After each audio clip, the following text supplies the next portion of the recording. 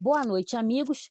Esse é o canal Leitura Integrativa. Sejam bem-vindos. Eu sou a Ana Lúcia e esse é o primeiro livro que eu estou lendo neste canal. E esse livro chama-se Rainhas da Noite, as travestis que tinham São Paulo a seus pés. Chico Felitti, Companhia das Letras, 236 páginas. É isso mesmo, né? 236 páginas, né, do Chico Felitti. Então, vamos ler aqui a contracapa. A história de Jaqueline blá blá blá, Andréa de Maio e Cristiane Jordan é uma história oral. Não há fotos de bordel de luxo que Jaqueline comandou durante décadas em frente à Igreja da Consolação, nem registros oficiais dos anos em que Cristiane foi vítima de pedofilia, obrigada a se prostituir quando não tinha sequer 13 anos, tampouco inquéritos sobre os assassinatos que Andréa de Maio declarava publicamente ter cometido. Também não há rastro de qualquer documentação sobre a riqueza financeira e os efeitos artísticos dessas três grandes personagens da noite paulistana. Os poucos papéis que restam sobre a vida de Jaqueline, Andréa e Cristiane são boletins de ocorrência e processos por crimes como estelionato, notícias de prisão e de mortes publicadas na capa de tabloides ou divulgadas timidamente por jornais.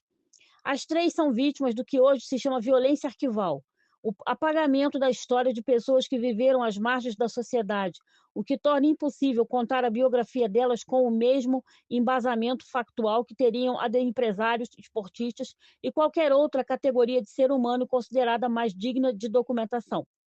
O que ficou de fora do registro formal sobre as rainhas da noite e permanece apenas na lembrança de quem as conheceu são o terror, a riqueza e a generosidade dessas líderes. Rainhas da Noite é uma teia de memórias de mais de 100 entrevistados que passaram por esse universo.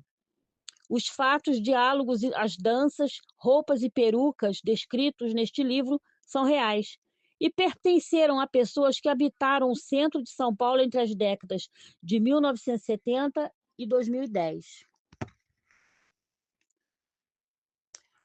Entre as décadas de 1970 e 2010, Jaqueline Welch, Andréa de Maio e Jordan comandaram o centro da cidade de São Paulo. Três pessoas que enfrentaram mudanças políticas e sociais, sofreram e perpetuaram ameaças e violências diversas, abusos e crimes. Contudo, a história delas quase não aparece nos registros oficiais. Não restam fotos de Jaqueline com suas filhas no bordel. Não há reportagens ou processos de quando Cristiane foi vítima de pedofilia e se prostituindo.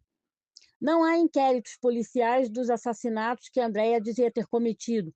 Chico Felitti, um dos mais engenhosos e inovadores jornalistas da atualidade, resolve então montar uma complexa rede de pesquisa e entrevistas para reconstituir a história de três personalidades fundamentais, tanto para São Paulo como para a comunidade LGBTQIA+.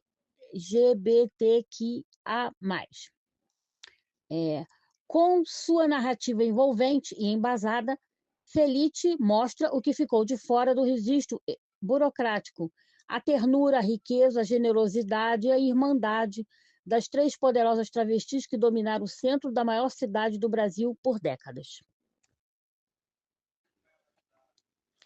Em memória de Missy Biá, matrona de todas as transformistas, travestis e drag queens de São Paulo, e a primeira entrevistada deste livro. Ainda haverá um busto seu em praça pública, Biá. Prefácio, página 9. A história de Jaqueline blá blá blá, Andréa de Maio e Cristiane Jordan é uma história oral. Não há fotos do bordel de luxo que Jaqueline comandou durante décadas em frente à Igreja da Consolação, nem registros oficiais dos anos em que Cristiane foi vítima de pedofilia, obrigada a se prostituir quando não tinha sequer 13 anos, tampouco inquéritos sobre os assassinatos que Andréa de Maio declarava publicamente ter cometido. Também não existe rastro de qualquer documentação sobre a riqueza financeira e os feitos artísticos dessas três grandes personagens da noite paulistana. Os poucos papéis que restam sobre a vida de Jaqueline, Andréa e Cristiane são boletins de ocorrência e processos por crimes como estelionato, notícias de prisão e de mortes publicadas na capa de tabloides ou noticiadas timidamente por jornais. As três são vítimas do que hoje se chama violência arquival, o apagamento da história de pessoas que viveram às margens da sociedade, o que torna impossível contar a biografia delas com o mesmo embasamento factual que teriam a de empresários, esportistas e qualquer outra categoria de ser humano considerada mais digna de documentação. O que ficou de fora do registro formal sobre as rainhas da noite permanece apenas na lembrança de quem as conheceu, são o terror, a riqueza e a generosidade dessas líderes. Rainhas da Noite é uma teia de memórias de mais de 100 entrevistados que passaram por esse universo. Os fatos, diálogos, as danças, roupas e perucas descritos neste livro são reais e pertenceram a pessoas que habitaram o centro de São Paulo entre as décadas de 1970 e de 2010. São travestis, transexuais, transformistas, drag queens, homens gays e mulheres lésbicas que, para proteger a própria comunidade, formaram uma máfia. Uma máfia que teve 3 rainhas, cada qual com seu território, sua maneira de governar, seus defeitos e suas qualidades. Toda história tem muitos lados. Este é o delas.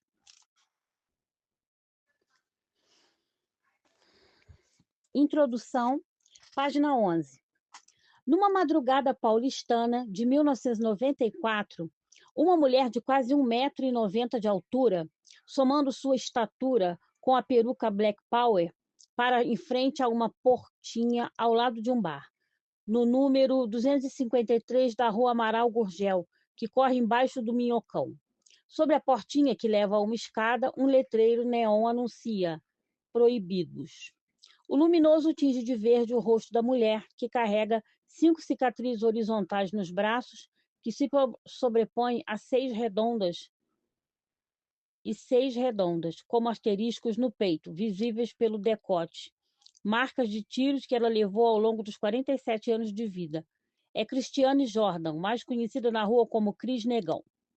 Atrás do caixa, na entrada da boate, uma mulher com o cabelo ruivo preso num rabo de cavalo e a sombra da barba começando a se pronunciar no rosto, acaricia uma arma que fica ao lado dos maços de dinheiro. Andréia de Maio é tão grande quanto Cristiane Jordan. Tem coxas preenchidas por silicone que contrastam com os seios pequenos. Um nariz cirurgicamente delicado e olhos profundos cobertos por cílios longos. E... página 12. Não precisam de rímel. Sua perna, estendida em sua segunda cadeira, está envolvida em uma gaiola metálica, que força os ossos a cicatrizarem no lugar certo, depois de terem sido destroçados por meia dúzia de tiros.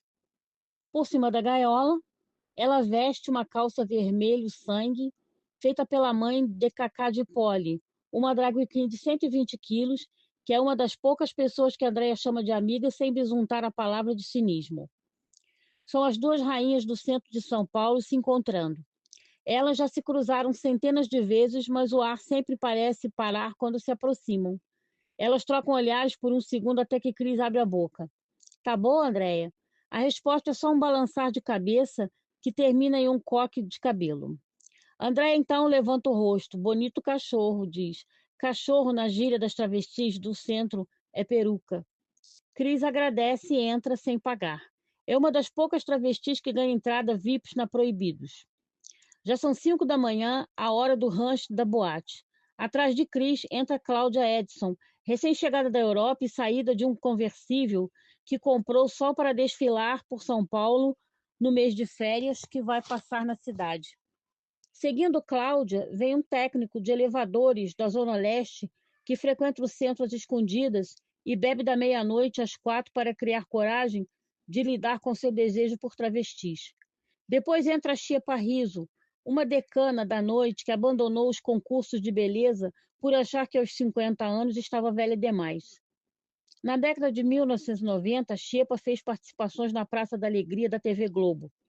Assim que chega à pista, Cris cruza com Virna e Mirna, 2 travestis loiras de cabelos compridos e saia curta que se apresentam como gêmeas, quando na verdade viraram amigas na adolescência e fizeram as exatas mesmas cirurgias plásticas para ficar em uma imagem e a semelhança da outra.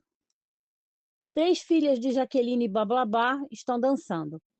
Elas estão órfãs da primeira rainha da noite paulistana, que foi morta poucos meses antes, em maio de 1994, com 10 disparos que ninguém sabe quem deu. Nenhuma delas tem ideia do que fazer da vida agora que estão sem sua mãe de prostituição. Cris passeia pela pista, acena, bebe dos drinks alheios e beija um homem 20 centímetros mais baixo que ela. Mas o que mais faz na Proibidos é passar papelote com uma mão e receber notas com a outra. Enquanto isso, no palco, Marcinha da Corinto apresenta um dos seus famosos números de dublagem, vestindo um costeiro de penas de fazão. Foi necessário o sacrifício de 12 aves para reunir as penas que a morena de 1,50 m a balança nas costas. Enquanto ondula o pequeno corpo ao som de um remix de Dançando Lambada, de Kaoma. Quando Marcinha se vira, seu rosto não está pintado, a não ser pelos lábios vermelhos e pelos lápis pretos nos olhos. Ela sorri, quase toda a pista de dança para catatônica. O que não estão de boca aberta estão usando a boca para fazer futrica de Marcinha, alimentados pela inveja da maior estrela da noite. Menos de uma hora depois de entrar, Cris Negão desce a escada e sai sem se despedir da Andréia, voltando para a rua onde reina, com a peruca um pouco mais alta. Colocou ali a paga das vendas que fez na boate.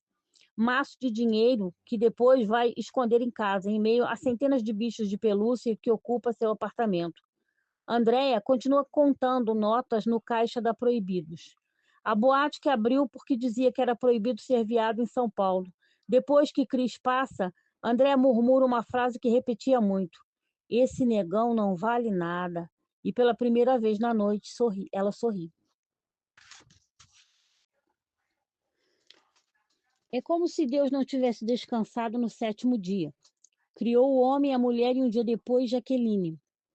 No momento em que ela surge no centro de São Paulo, no começo da década de 1970, é como se fosse uma criação divina, e não é só pela beleza que possui, olhos cor de mel, sublimações do rosto cheias de silicone, um sorriso alinhado e pouco frequente, coxas modeladas, metade pela genética, metade por aplicações de Nujol, um óleo mineral cuja embalagem diz servir para a limpeza de chão, mas que travestis usam para moldar o corpo.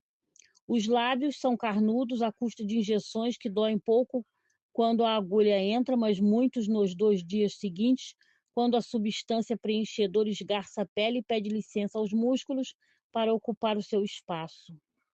Jaqueline não tem passado, é como se tivesse mesmo nascido de um corte seco, criada do barro pelas mãos de um ser superior. É como de 1974, quando desce de um avião da Varig vindo de Paris e levanta uma onda de sussurros no desembarque do aeroporto de Cumbica, em Guarulhos. Ela se destaca na multidão. Com 1,80 m de altura, somados a 12 centímetros de salto, espremidos em um vestido de tweed que parece costurado no seu corpo, além de uma estola de pele jogada sobre os ombros. No mar de murmúrios ouve-se um será, um mas é e um só pode. Há teorias sobre Jaqueline, nunca fatos. Ela chega ao Brasil com a peruca ruiva erguida e toca para o centro de São Paulo, de onde havia saído alguns anos antes. Agrega ao mistério o fato de ela só ter um nome, Jaqueline. A alcunha única não é uma jogada genial de Martin. Pelo contrário, é a regra dos batismos de travestis e de mulheres trans no centro paulistano na década de 1970. Antes da chegada de Jaqueline já havia algumas, Érica, Mona Lisa, Manon e um punhado de outras artistas sem sobrenome. Era chique ter um nome só. Foi tempos depois que a gente percebeu que não ter sobrenome é não ter família. E a maioria de nós, quase todas, não tinha, porque nossas famílias não nos queriam, diz Lorena Sum, que por 4 décadas se apresentou só como Lorena. Jaqueline chega da capital francesa montada em dinheiro e com uma dúzia de malas. Além delas, carrega o peso de uma promessa. Ela chegou dizendo que nunca mais ia para a Viração, diz Kelly Cunha, uma das únicas a ostentar um sobrenome na São Paulo dos anos 1970. Viração é como as travestis da época se referem a um dos poucos trabalhos que lhes era possível, a prostituição. É se virando que elas conseguem fazer alguma coisa acontecer na vida, ascender socialmente, sobreviver. Mas Jaqueline não iria mais se virar. A escolha, segundo Kelly Cunha, tem a ver com o fato de a prostituição ser um bom ativo para ganhos rápidos, que rendeu uma pequena fortuna a Jaqueline em poucos anos, mas um mau investimento a longo prazo. Ela me disse: vou ter meu próprio negócio. Assim, página 16. Não dependo do tempo, não jogo contra o tempo, porque está aí uma disputa que já tem ganhador, diz Kelly. Página 16. Dias depois de chegar ao Brasil, Jaqueline é vista em um cartório com 2 homens. Um deles a interpreta. Utiliza o nome masculino que ela ganhou no batismo e está assinando a compra de uma casa no centro. Jaqueline fez uso de um artifício simples. Uma vez que ela mesma já não se identificava com o nome de registro e podia não ser reconhecida pela burocracia, contratou um ator que já conhecia da noite paulistana, para se passar pelo nome que tinha no RG. Ele assina a certidão de compra e venda, aperta a mão do dono, antigo e pronto. Assim que saem do cartório, entrega para Jaqueline o documento que a torna proprietária de um sobrado de 4 quartos, distribuídos por 2 andares, quase na esquina da Rua da Consolação com a Rego Freitas, no número 512. Nas semanas seguintes, é ela mesma, de lenço de seda no cabelo, quem comanda um pequeno pelotão de pedreiros que transforma a casa até então residencial em um negócio. Não demora muito para a fofoca se alastrar pela região, e a porta de Jaqueline se torna parte do caminho de outros travestis e transexuais, mesmo que para isso precisem pegar um desvio de meia hora. Ninguém sabia de onde a nova empresária tinha vindo. O máximo que Jaqueline revelava é que tinha vindo sozinha da Paraíba, ainda gayzinho, para tentar a vida em São Paulo, diz Kelly Cunha. Mas Kelly se lembra bem da história de Jaqueline. As duas trabalharam juntas no fim dos anos 1960 no De La Lastra, o salão de beleza mais famoso da cidade na Rua Augusta. Depois de anos cortando o cabelo de condessas da família Matarazzo, fazendo maquiagem para a matriarca dos Scarpa e Coquetéis, Jaqueline mudou de salão. Foi para a concorrência, o Talo Rama, na Augusta, com a Alameda Santos, a um quarteirão da Avenida Paulista. Página 17. Depois de um ano no Talo Rama, desapareceu, voou para Paris, onde trabalhou com sexo por quase 3 anos até ser expulsa do Bois de Boulogne, o parque na fronteira oeste da cidade, que é um ponto de prostituição há pelo menos 2 séculos. A ruptura de Jaqueline com Paris é assunto proibido. Ela compôs uma das primeiras levas de travestis e mulheres trans brasileiras que cruzaram o oceano em busca de oportunidade no velho continente no fim dos anos 1960. Elas viajavam se fingindo de homens cis, com cartas de falsos parentes que moravam na Europa, onde diziam iam passar temporadas de estudo. Jaqueline se prostituiu ao lado de figuras conhecidas da noite paulistana como Diva de Pigalle e Érica, outra brasileira que só com um prenome fez fortuna na Europa. E, embora Jaqueline tenha voltado com dinheiro, ela chegou ao Brasil contradita. Alguma coisa deu muito errado na França e ela foi obrigada a voltar antes do esperado. Dizem que ela brigou com a Érica no Bois de Boulogne e foi expulsa aos tapas, conta Kelly Cunha. Também circula a história de que um cliente tentou encrencar com ela, mas ela encrencou o dobro e acabou matando o francês, diz Lorena Sum. Independente do motivo, Jaqueline não demora para mostrar seu plano tem para o futuro no Brasil.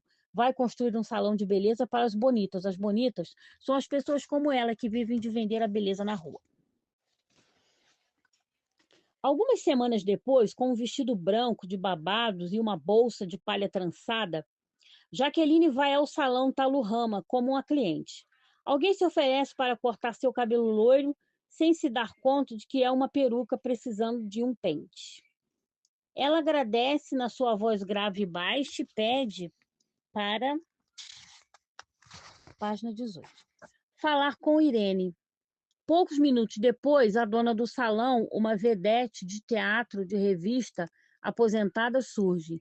Irene é uma mulher cisgênero, cercada de LGBTs, e seus 50 anos não lhe tiraram a beleza com que ganhou a vida. É pequena, de pele morena e cabelo preto e brilhante, que usa solto e sempre escovado, como outdoor do próprio trabalho. A mulher parece constrangida ao não reconhecer a cliente que a chamou e dá um abraço protocolar em Jaqueline, até que a visita sussurra no ouvido de Irene o nome que usava quando trabalhava no salão, alterando o tom de voz e a linguagem corporal da mulher na hora. Mas é você, responde com um sotaque espanhol. O abraço formal desabrocha em um apertado. Qualquer distância que havia entre o corpo e uma e o de outra desaparece. Irene convida Jaqueline para se sentar nas poltronas do lobby e tomar um chá. A copeira ainda está montando a bandeja e Jaqueline já revela porque está ali. Vou abrir um salão, ela diz. Irene a encara, silenciosa. Se tomou um susto, não demonstra. Jaqueline continua no seu tom grave. Eu não quero seus clientes, tem clientela no centro. Irene ri educada. E o que você quer então? Vim pedir a Lourdes. Quero que trabalhe comigo. Irene para de sorrir por um segundo. Ninguém diz coisa alguma. Lourdes Dias é uma das melhores profissionais do salão, onde já vai completar 10 anos de carteira assinada. É uma das poucas capazes de assumir todos os serviços do Talurrama. Faz unha e escova como ninguém, um cabelo em camadas, que dali a alguns anos ganharia o nome de penteado Pigmaleão, e teria como garota propaganda a atriz Farrah Fawcett. Farrah Fawcett. Roubar uma funcionária é crime possível de punição com ódio eterno no negócio da beleza. Mas Jaqueline não está lá para roubar. Foi pedir a autorização de Irene como se pedisse a mão de um filho dela em casamento.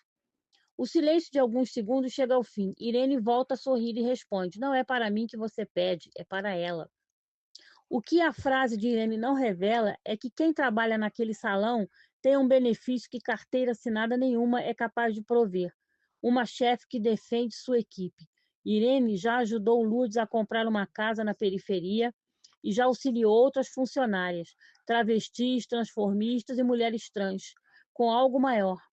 Quem trabalha em um salão de beleza de renome como o Talurrama tem um álibi para poder existir sem ser presa por ser quem é. Naquela São Paulo, por mais que não fosse condenável, na teoria ou um código penal, na prática ser pessoa T era sim um crime. Miss Biá, uma das decanas da montação paulistana, conta ter sido apreendida ao menos uma dúzia de vezes no começo dos anos 1970. A gente assinava vagabundagem. Eu estava andando na rua, a polícia parava. Eu, por existir, era uma vagabunda. Biá levou por décadas uma vida dupla. Durante o dia, mantinha o apelido, não à toa, de dois gêneros, mas engrossava a voz para falar na metalúrgica onde trabalhava ou na mesa de jantar da casa em que morava com a família, que desconhecia o fato de ser uma transformista. Mesmo as mais antigas da noite, como ela, acabam sendo pegas pela polícia, por mais que já tenham certo renome e acreditem que conhecem as regras. O problema é que a regra mudava o tempo todo. A gente achava que podia sair de maquiagem, mas de roupa de hominho e sem peruca. Mas teve uma vez que mesmo com a peruca na mão e de terno me levaram. Acredita? De terno, maquiada, pronta para o show na delegacia. A transfobia que dali a algumas décadas se conflagraria numa guerra declarada contra as travestis do centro não é uma regra fixa nos anos de 1970. Varia de acordo com os preconceitos dos policiais e dos delegados. Página 20. Mas, de todo modo, nos anos de ascensão de Jaqueline, existe ainda um pudor de se prostituir na rua. Não havia violência física, era só humilhação. Só não, né? Porque humilhação é uma coisa horrível. A gente andava com medo pelo centro, diz Biá. Travestis e transformistas são apreendidas com tanta frequência que uma das delegacias para onde são mais levadas, uma unidade da Polícia Civil, que funcionava num prédio do Ministério da Justiça, no pátio de colégio, ganhou o apelido de Sala de Estar. Kelly Cunha conhece o caminho e as 4 celas do lugar de cor. Naquela época não era bicha se não tinha passado pelo pátio do colégio. Eu mesma passei mais vezes do que consigo contar. É aí que entra Irene Taluhama. Sempre que o telefone toca e alguém do outro lado da linha informa que uma das suas funcionárias foi apreendida, Irene levanta da cama, bota o casaco de pele, prende o fecho do colar de pérolas com a roupa de gala, entra na delegacia. Ela já chegava cumprimentando os policiais pelo nome, dizendo: Elas, digo, eles são meus funcionários. Conta Kelly. Muitas vezes, Irene livra da cana travestis e mulheres trans que não trabalham no salão. Não é à toa que suas funcionárias têm por ela uma gratidão infinita. E no momento, Jaqueline quer tudo, menos se indispor com a antiga chefe. Ela termina o chá e agradece. As duas se abraçam e uma pessoa que olha de fora confunde a cena com uma mãe vedete parabenizando a filha pela vitória em algum concurso. Jaqueline leva Lourdes, uma mulher rechonchuda, com menos de 1,5 m, o cabelo preto sempre escondido debaixo de uma touca de salão de beleza, para tomar um café numa doceria nos Jardins, a poucos quarteirões dali. E para o choque dos funcionários do Taluhama, ela pede demissão assim que volta. Lourdes só diz: vou trabalhar no centro. No salão mais chique do centro. O que ela não comenta é que Jaqueline dobrou seu salário. 2 semanas depois, ainda sem uma placa na porta, Lourdes e Jaqueline já estão atendendo. Tudo brilha de tão novo no andar de baixo da casa, transformada em um salão de beleza de médio porte. Francos franceses se transformaram em 3 lavatórios profissionais, 2 cadeiras de manicure, 2 metros de bancada de granito em cada lado da sala e um secador maior que Lourdes, menor que Jaqueline. O salão Jaquelines está pronto para receber suas clientes, mas não decola. Por dias o lugar fica às moscas. Há um furo no plano de marketing. O salão existe com todos os equipamentos necessários, mas seu público não sabe que pode pisar ali, porque assim como a maior parte das boates, dos restaurantes, dos órgãos públicos e dos cinemas, os salões de beleza não atendem a travestis e transexuais. São pessoas acostumadas a realizar os procedimentos estéticos em casa, uma ajudando a outra a fazer cachos no cabelo, tirar as cutículas e se livrar de pelos indesejados.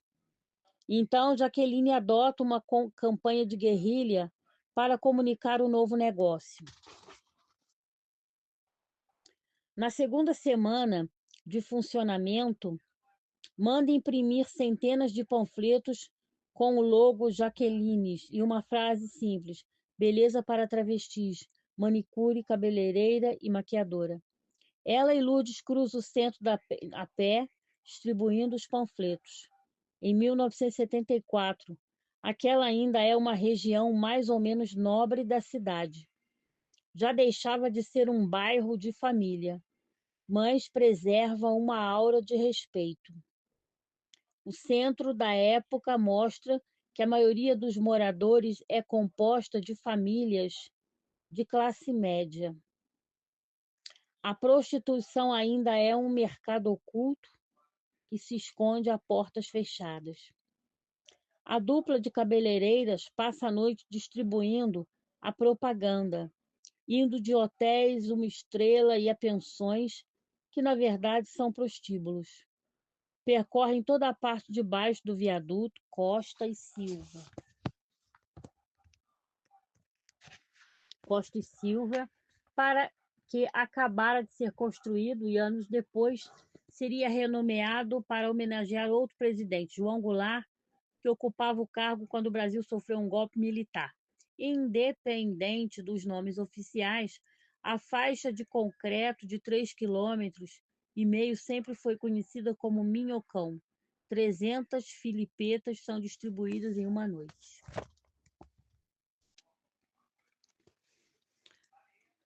Página 23. Essa bicha é muda? Enquanto se estabelece como empresária, a vida de Jaqueline se resume a trabalho. Do momento em que acorda ao que vai dormir, se ocupa de cutículas, de pontas duplas, de pinças e de pincéis. Não bebe, não vai a boates, é só é vista com homens depois da meia-noite, da porta de casa para dentro. Sua vida é o salão, com a exceção de um único hobby. Jaqueline começa a participar de concursos de Miss. Os concursos são produções caseiras organizadas pelas próprias travestis para competir com títulos como Miss Bonequinha do Café, Miss Gay Mundo, Miss Travesti São Paulo e afins. Tais eventos são uma tradição nos anos 70, quando há poucas boates LGBTs em São Paulo, e a maioria não aceita travestis, pessoas trans e transformistas. Xepa Rizzo, a organizadora do concurso Miss Gay São Paulo, fica em choque quando Jaqueline cruza a porta do Teatro das Nações a poucos quarteirões do salão. Ela é diferente das outras competidoras, já que vem de lenço na cabeça, óculos escuros, redondos, que extrapolam os limites do rosto e um emaranhado de pelos na mão. É uma peruca boa, mas estado deplorável a mão. As outras participantes que já estão se arrumando identificam a novata como tubarões farejam uma gota de sangue a quilômetros de distância. Essa é a dona do salão de beleza? Diz. Página 24. Diz uma, a boca pintada de batom e de sarcasmo. As outras riem da ironia. Em casa de ferreiro, espeta de pau mesmo. Brincam. O grupo de competidores está espalhado pelas mesas da plateia, se maquiando, fazendo um ajuste de última hora na roupa e treinando a cadência do desfile que começa dali a 1 hora. Kelly Cunha se levanta da mesa onde está e se apresenta como para Jaqueline. Oi, eu sou a Kelly. A gente trabalhou juntas quando você ainda não era você. Jaqueline abaixa os olhos e a encara, sem sorrir ou responder. Kelly então oferece seus préstimos à rival. Posso te ajudar com a peruca? As outras meninas teriam perguntado se podiam dar um tapa no cachorro. Mas Kelly é conhecida pela elegância. Ela pega com cuidado o bilolô de cabelo natural e o leva para a cozinha do teatro atrás do palco. Peguei uns rolinhos que tinha, levei a Jaqueline para a cozinha do salão, botei a peruca um pouquinho no forno e disse para ela: vou te deixar parecida com a Raquel Welch, conta Kelly. Raquel Welch é uma das estrelas da época. A americana de origem boliviana, deslumbrante, de cabelo entre o castanho claro e o loiro escuro, Raquel ficou famosa por um filme em que tinha 3 falas, 1000 séculos antes de Cristo, que estreou em 1966. No filme, Welch interpreta uma mulher das cavernas que usa um biquíni de pele e a peça é considerada tão ofensiva quanto revolucionária, fazendo dela uma estrela de calibre global. Ao contrário de Jaqueline, Raquel não é alta, com menos de 1,70 m, mas parece maior na tela. Mas parece maior na tela. Elas partilham de um corpo amplo, com ombros e quadril largos. Mas a semelhança é tão pouca que a própria Jaqueline não acredita na promessa de Kelly. Ela só me olhava com aquela cara de jaguatirica, desconfiada, pronta para dar o bote, diz Kelly. Enquanto espera a peruca secar no forno, Jaqueline se senta na mesa da cozinha e mostra o seu cabelo natural. Ralo, que não deixa ninguém ver, deu um tom castanho indefinido. Uma das lendas que surgem já no primeiro ano dela, em São Paulo, é de que Jaqueline não tem uma cor de cabelo nem todas. Se hoje aparece loira na boate medieval, fumando um cigarro com piteira de prata, amanhã pode estar morena de cabelo liso, que se não estiver preso em um coque, chega até a cintura. No dia seguinte, estará de Chanel ruivo, jantando com circolo italiano. no círculo italiano. Ninguém via o cabelo de verdade dela. A gente brincava que debaixo do cachorro havia cobras, que nem a Medusa, diz Lorena San. Mas Jaqueline é mais conhecida pela quantidade de perucas do que por sua qualidade. Ela não cuida das peças com o mesmo zelo que outras artistas como Kelly.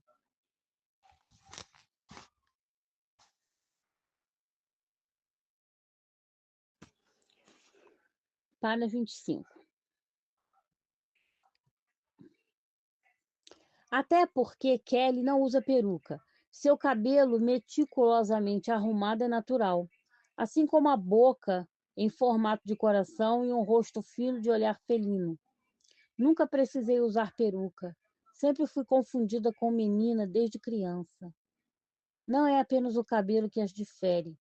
A trajetória de Kelly no meio artístico é única. Cresceu na Vila Leopoldina, na época em que o bairro vizinho da Lapa era de classe média. Era tudo várzea. A gente brincava no brejo do rio Tietê. Kelly, diferente da maioria das outras, tem família e classe.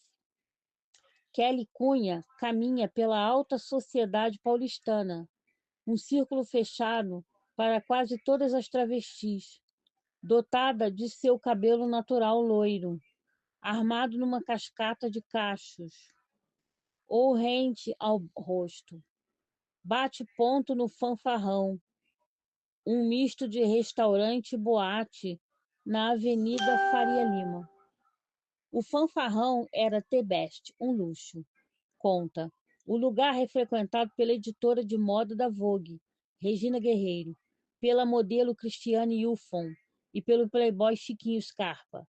Kelly é amiga do dono, Gilberto Pacheco, a ponto de frequentar sua mansão no Jardim Europa, o bairro de metro quadrado mais caro da cidade, e aprender dicas de etiqueta com a mãe dele, a socialite Judite Pacheco.